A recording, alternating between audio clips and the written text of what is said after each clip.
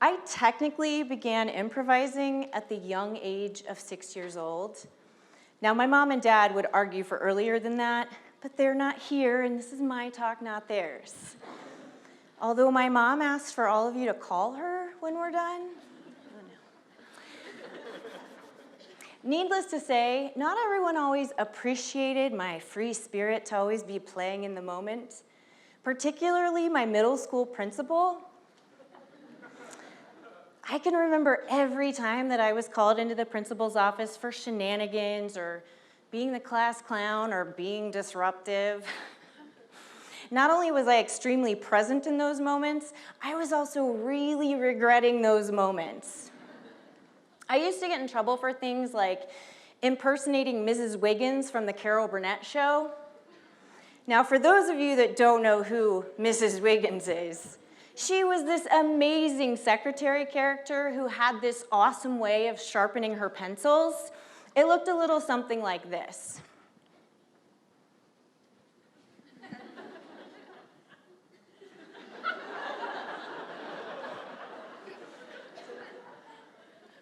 I used to purposely break my pencil lead in class so that I had an excuse to go up and sharpen my pencil to make my friends laugh. But my teachers never did. And then I was in the principal's office 2 minutes later. It was so worth it. Every minute. And I didn't realize it then, but it seems kind of obvious looking back on it now, that I was on the path to becoming an improviser. Maybe you are or were the goofy kid, the class clown, the class disruptor, the kid that needs that extra attention. Or maybe you're the parents of that kid. What if these are the people that are improvising their lives and they're more mindful and present and having more fun? What if these people are using improvisation skills to navigate their daily lives and they're living life the way it's meant to actually be lived? For those of you that aren't familiar with the term improvise, that means that I get on stage with fellow actor improvisers. We take audience suggestions, and we make up scenes and stories to make you laugh. Now, don't worry, I'm not improvising this talk. Unless I completely forget everything I'm supposed to say, in which case then I will hopefully absolutely be improvising this talk. To be a successful improviser, you have to always be in the moment and very aware of your surroundings. If you aren't, you could easily derail a scene or worse, an entire show, and not only make yourself look bad, but also your fellow improvisers. This actually also applies to our daily lives and our interactions with each other. To give you some background on this talk, after going through some difficult times throughout my life, I started to realize that I had this ability to come through those difficult times with a little bit of ease, a little bit of grace, definitely a lot of tears, like the really ugly cry ones that you don't want anybody to see, but also a lot of laughter. And just to give you a little bit of quick perspective on some of the things that I've been through 3 marriages and 3 divorces. All of them were mine.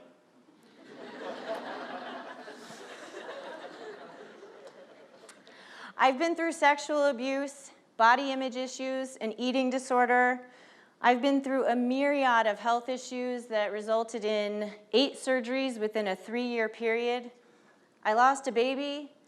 I was once kidnapped by pirates and held for ransom on a pirate ship in the Caribbean. The ransom wasn't that big.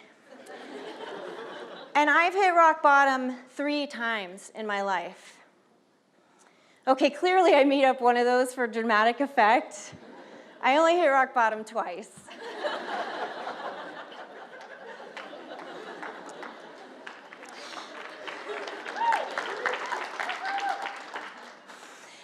But after some comments that my friends made after I was going through some difficulties a couple of years ago, I really started exploring why this was that I did seem a little better equipped to handle difficulties than most. And I realized that I had been using improv skills that I had learned nearly 20 years ago to help me navigate my daily life and interactions. This was kind of a mind-blowing epiphany to me. Something that I had learned in an effort to further my comedy career and allowed me to be on stage doing what I loved was actually helping me in so many more ways than I realized. People have been using improv skills and techniques in all sorts of useful ways, from overcoming shyness. They use it in companies to promote team building and to overcome fears of public speaking, which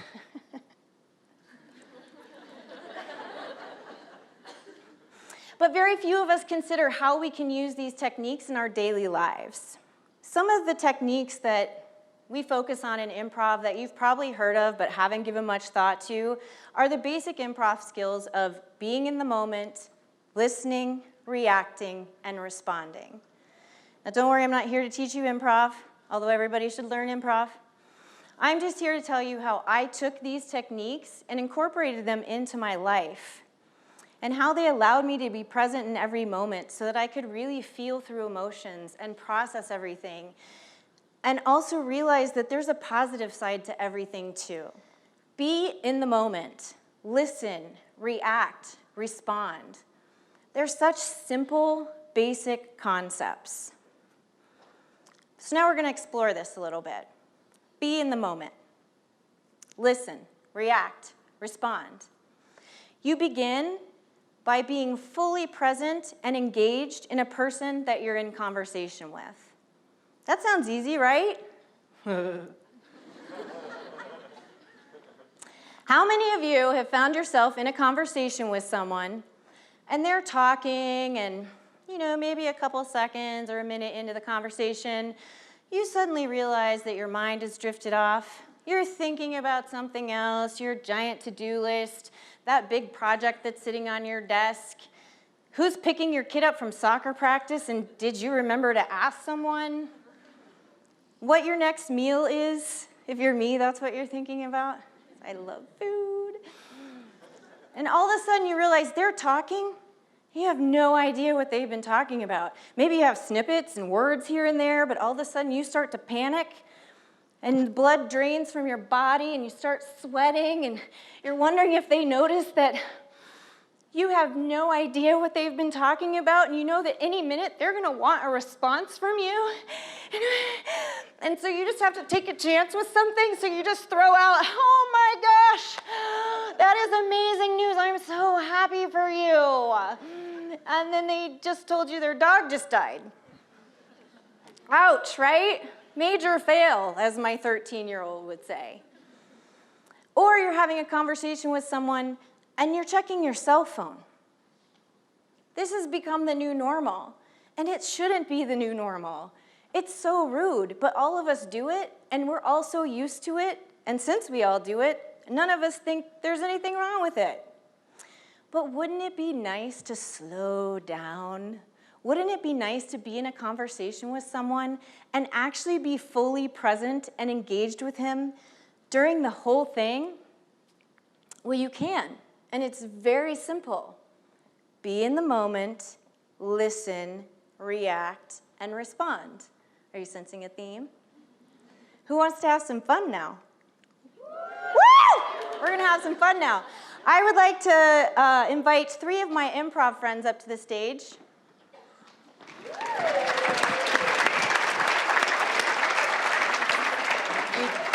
All right, we're going to play a couple improv games. What we need for the first one called Story. From over here, I need an emotion.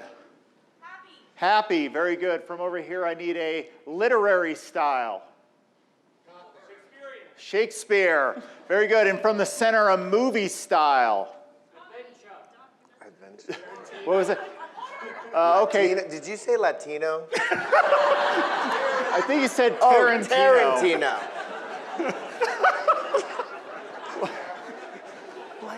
Maybe it's a Latino Tarantino. I'll let you guys deal with it. Now what I need is a noun, tree, and a verb.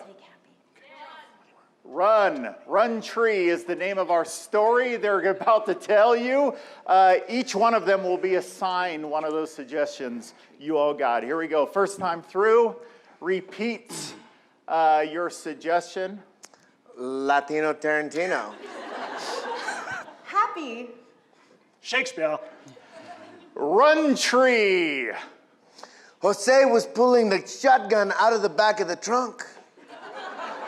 He looked over at his friend Bill and he said, "Hey, Bill, look at this awesome gun I have in my trunk. I'm so excited about it, Bill. For it will be upon you to take this from thine own trunk and shoot it away from thine own body. This is the time that we need to do this, Vince," he said. And Vince replied, "No, we're gonna shoot a tree. It has old apples on it." Which would be really awesome because then the apples will fall down onto the ground and we can like get them and eat them and make pies and... The pies will be like empanadas. Which beeth so tasty upon thine own buds in the tasting mouth that is mine own. It will make our bodies so happy and so... Adorable. Upon this, we look upon the forest and we see. A couple dancing the twist. And I was like, oh my gosh, they're doing the twist. But upon the twist, it looked different. It looked as though they were running. Away from something really scary, but they were... Very scared. They went, "Hey, I'm so scared."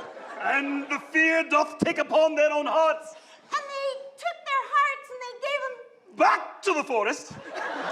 Which was too bad because they needed those hearts, you know? They were gonna stab a needle into the heart.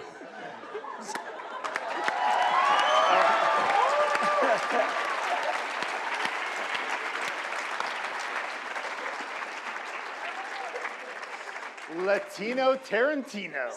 Apologize. All right, we're going to play another game called Forward Reverse. For this, someone yell out an occupation.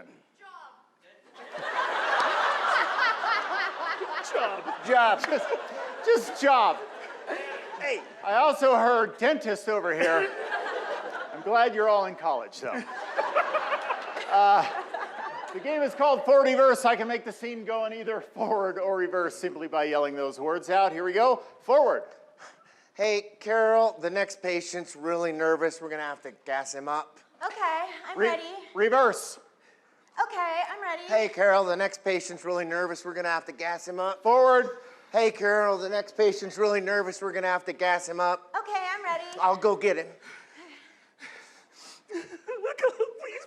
Please don't hurt my teeth. Reverse. No, please don't hurt my teeth.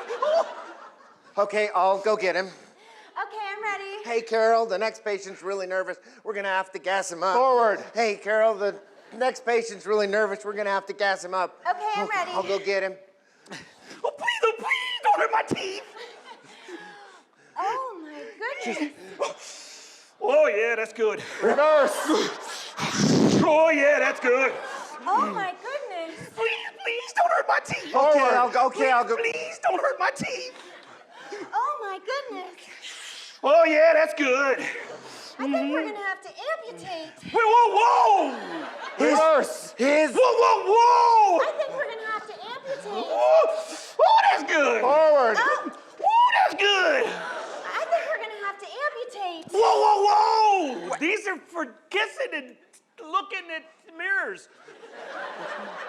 You're such a great dentist. I've never heard it called amputation before. Reverse. You're such a great dentist. I've never heard it called amputation before. Whoa, this is for kissing and looking at mirrors. Forward. This is for kissing and looking at mirrors. Reverse. This is for kissing and looking at mirrors. Whoa. I think we're gonna have to amputate.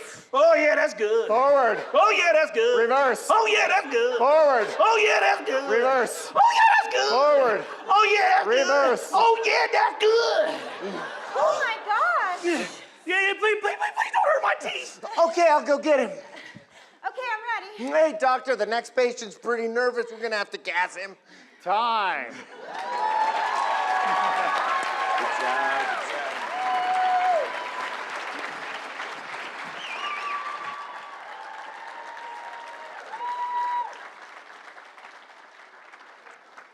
Okay, so those were some really fun and very extreme examples of being in the moment, listening, reacting, and responding.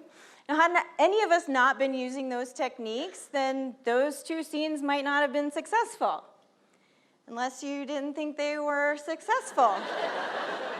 Which would mean somebody wasn't in the moment listening, reacting, and responding, but ironically, it also proves my point. So I think we're good. Using these techniques reminded me to slow down and care more about my relationship with myself and with other people. We've become so busy and so inundated with hectic schedules and technology that we've forgotten how to connect with each other. This connection is so important and so needed. And you can reestablish this connection by simply being in the moment, listening, reacting, and responding. By becoming more present with ourselves and others, we begin to flip the script on social interactions by becoming more understanding, more vulnerable, more tolerant, more open, and so much more. You'll not only begin to start to become more present in your relationships, but you'll also realize you're becoming more present in your daily life and the things that you're doing, and you'll appreciate them more. And you'll start to realize all the things you were missing out on because of what society has deemed the new normal. Let's not make that the new normal. By being present, we begin to make the world a more loving and tolerable place, one interaction at a time. And it begins with each of us. So I encourage you and inspire you. Go be present and mindful. Go be a listener. Go be vulnerable. Go be kind. Go be love. Just go be in the moment. That is how we hope to change the world, one present, happy, and joy-filled interaction at a time. So now, go start having more fun and improv your life.